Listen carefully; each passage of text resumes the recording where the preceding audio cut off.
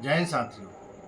22 अप्रैल की शाम को जम्मू कश्मीर के पहलगांव में हमारे देश के लिए बहुत ही दुखद खबर, इतना बड़ा टेररिस्ट अटैक होता है जिसमें हमारे 26 सैलानियों की जान चली जाती है।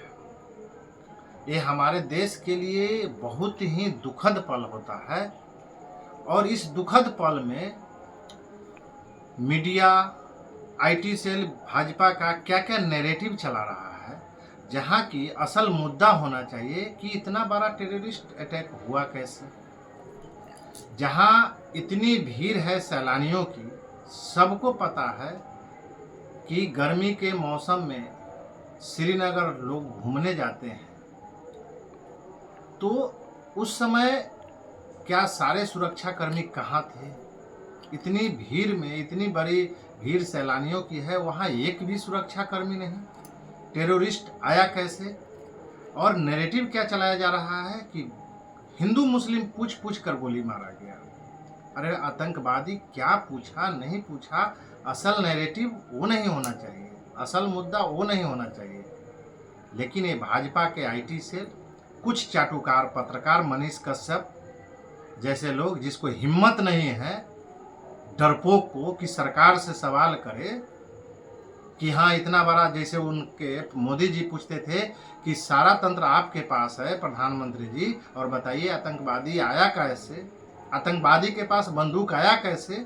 तो आज वही सवाल अर्नब गोस्वामी जैसे पत्रकार को पूछना चाहिए कि सारा तंत्र आपके पास, तो आतंकवादी के पास बंदूक आया कैसे, इतना बड़ा आतंकवादी हमला हुआ कैसे, सारे सुरक्षाकर्मी कहाँ थे। अगर 11 साल बाद शासन करने के बाद भी हिंदुत्व खतरे में है, तो आपने 11 साल में हिंदू को खतरे से बाहर निकाले क्यों नहीं? ये सवाल उनसे नहीं पूछा जाएगा, क्योंकि यहाँ चाटुकारों की फौज लगी हुई है। इतना बड़ा हमला हुआ, जहाँ देश रो रहा है, वहाँ पर मोदी जी सऊदी अरब में, हमला हुआ कश्मीर में, कश्मीर के पहलगांव में, और मोदी जी आते हैं कहाँ? बिहार से मुंह से गोली छोड़ने कि मधुबनी से लगातार गोली छोड़ूंगा मुंह से, जाकर पाकिस्तान। अरे किसको बेवकूफ़ बना रहे हैं? आबसा में अब तक अवसर प्राप्त कर रहे हैं। आप चुनावी रैली में व्यस्त हैं, आए बिहार में चुनावी रैली करने आ रहे हैं, जाकर पीड़ित परिवार से मिलते, जाकर कश्मीर का दौरा करते, लेकिन वहाँ से सऊदी अरब से प्रोग्राम छोड़कर कि चलते हैं मुंह से गोली चलाएंगे, बिहार से बैक फुट पर आकर बिहार से गोली चलाएंगे।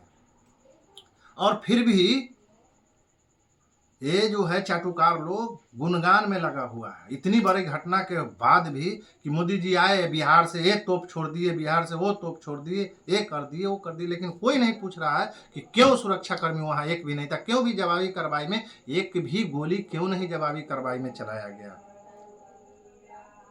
चाहे वो सेना की तरफ से हो, पुलिस की तरफ से हो। क्या एक भी वहां सुरक्षाकर्मी मौजूद नहीं था?